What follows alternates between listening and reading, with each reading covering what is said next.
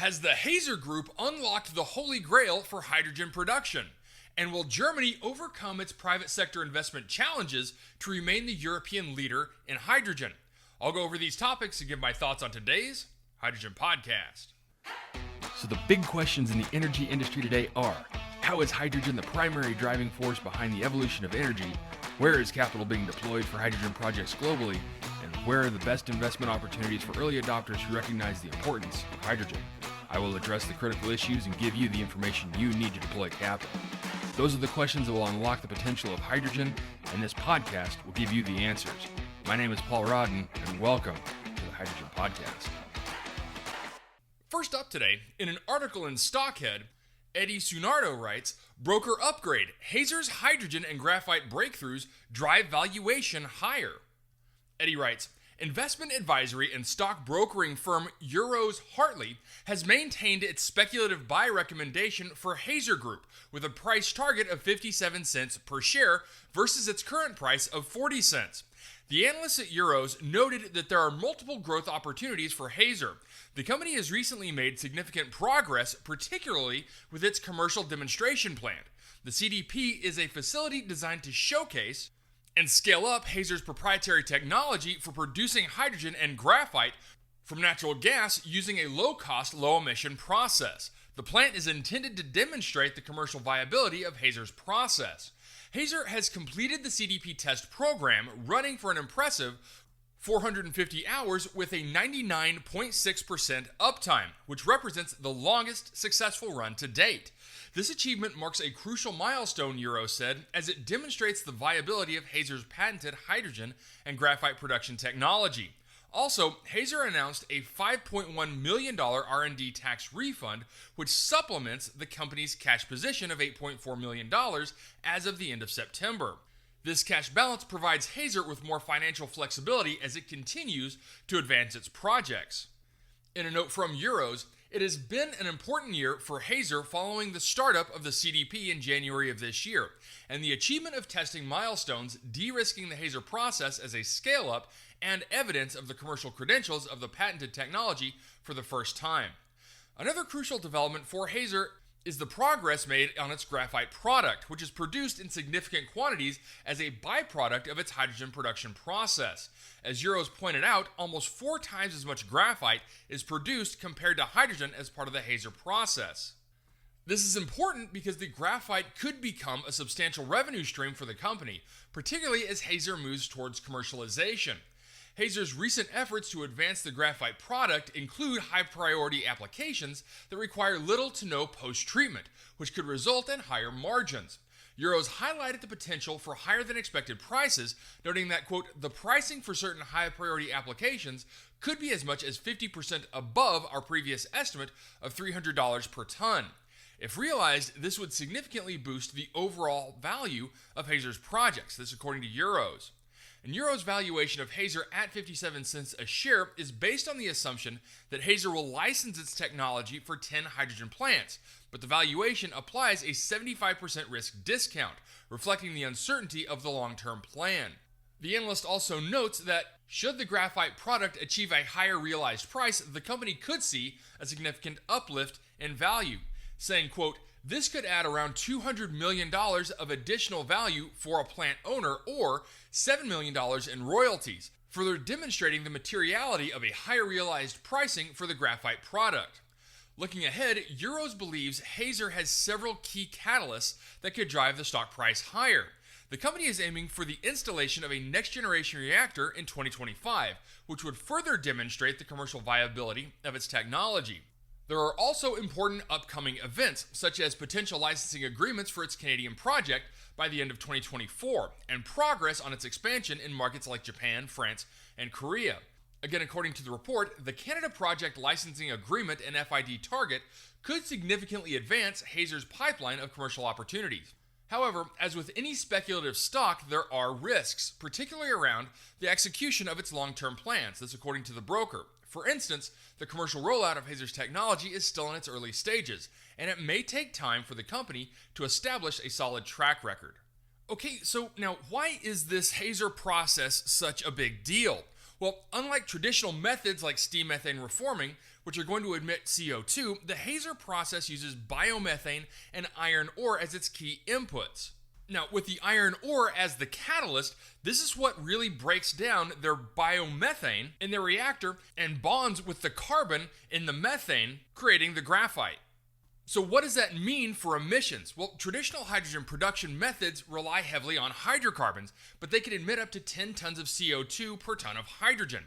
But this Hazer process is different. So by sequestering carbon as solid graphite instead of releasing it as CO2, the Hazer process avoids most emissions altogether. And since it uses biomethane, which is a renewable natural gas, the process can be even more carbon neutral or even carbon negative if it's cleaning up biogas that would have otherwise been vented as methane into the atmosphere.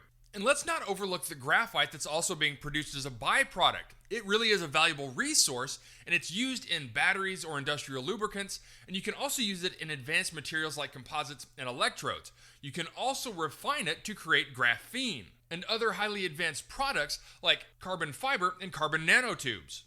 Now, the Hazer Group is scaling its technology with its commercial demonstration plant in Western Australia. This facility is proof of concept to show how the Hazer process works on an industrial scale. Now, if it's successful, it could pave the way for widespread adoption of this technology globally, especially in regions with abundant biogas resources. The process is particularly appealing for industries looking to decarbonize while adding value. Imagine turning waste gases from landfills or wastewater plants into clean hydrogen and sellable graphite. Next, in an article in Reuters, Germany's green hydrogen ramp-up reliant on public money, E.ON says. The development of a green hydrogen market in Germany still depends to a large extent on public spending, this according to utility E.ON on Friday. The share of projects under construction or equipped with final investment decisions has risen to 9% from 3% of the 2030 target of 11.3 gigawatts of electrolysis capacity. But the only factor speeding the process was support pledged under government schemes. It said in the results of research it conducted with the EWI Energy Research Institute. But why does this matter? Germany wants to build up electrolysis capacity to produce its own green hydrogen from wind and solar power to clean up the carbon footprint of industries such as steelmaking and cement and replace hydrocarbons. E.ON said rigid or missing hydrogen regulation means would-be investors lack visibility over the new value chain. High electricity prices also make future hydrogen costs look prohibitively expensive. If Germany does not manage the move to hydrogen, its industry may miss chances to compete successfully with the likes of the United States and China in global markets. Domestic electrolysis capacity has risen around 68% from the spring to 111 megawatts, the 6-monthly research shows. E.ON also said that the Berlin government's target for sufficient import facilities may be achievable. The government expects hydrogen demand of 95 to 130 terawatt hours per year by 2030, of which 50 to 70% will be imported. Plans for a core hydrogen pipeline grid complementing those for seaborne imports have attracted a 24 billion euro loan from state lender KfW. And a quote from E.ON, the run-up of hydrogen economy remains weak, also saying that only the support pledges under the important projects of common European interest are boosting increases in production capacity and in investment decisions. Okay, so will Germany lead Europe in hydrogen? And will it outpace its competitors like Spain, the Netherlands, and Norway? Well, Germany was one of the first countries to launch its national hydrogen strategy, and they did that back in 2020 when they committed 9 billion euros to ramp up their hydrogen development. 7 billion of that was earmarked for domestic hydrogen production, which they aimed for 10 gigawatts of green hydrogen capacity by 2030. 2 billion went to strengthen international partnerships, particularly with countries like Morocco, Saudi Arabia, and Chile, which have the renewable energy resources to produce green hydrogen at a lower cost. Now, Germany sees hydrogen as the backbone of its plan to decarbonize industries like steel, chemicals, and transportation. And companies like ThyssenKrupp and Siemens Energy are at the forefront of hydrogen innovation, from electrolyzers to large-scale industrial applications. Now, Germany already has the largest hydrogen pipeline network in Europe and is actively expanding it. Hydrogen refueling stations are popping up faster in Germany than in most other European countries, making it a leader in hydrogen-powered mobility. The German government is also playing a key role in the European Hydrogen Backbone Project, a plan to connect hydrogen infrastructure across the continent. And this cross-border network could help Germany import and export hydrogen, strengthening its leadership position. But what about its competitors? Well, let's look at the Netherlands. It has major ports like Rotterdam and strong offshore wind energy capacity. The Netherlands is a natural hub for hydrogen imports and distribution. There's also Spain.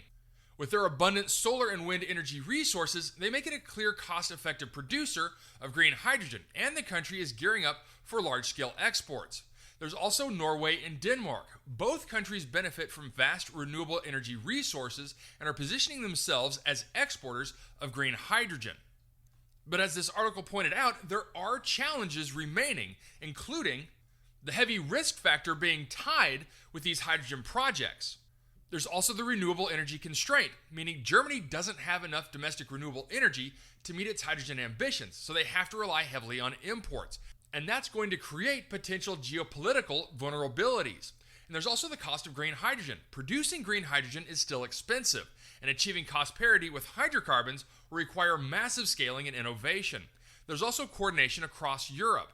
Germany's leadership hinges on its ability to collaborate effectively with other European countries. This is overlapping projects or lack of coordination could slow down that progress. Now, even with all of those challenges, all signs still point to Germany leading Europe's hydrogen expansion. But if they're not able to overcome a lot of these challenges, countries like Spain or the Netherlands might overtake it with lower costs and faster execution.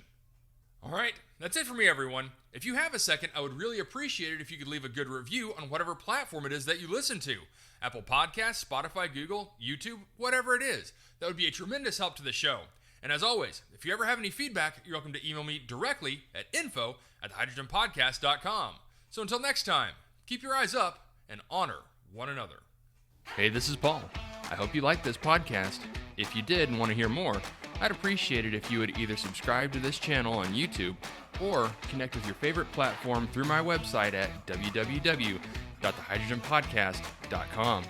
Thanks for listening. I very much appreciate it. Have a great day.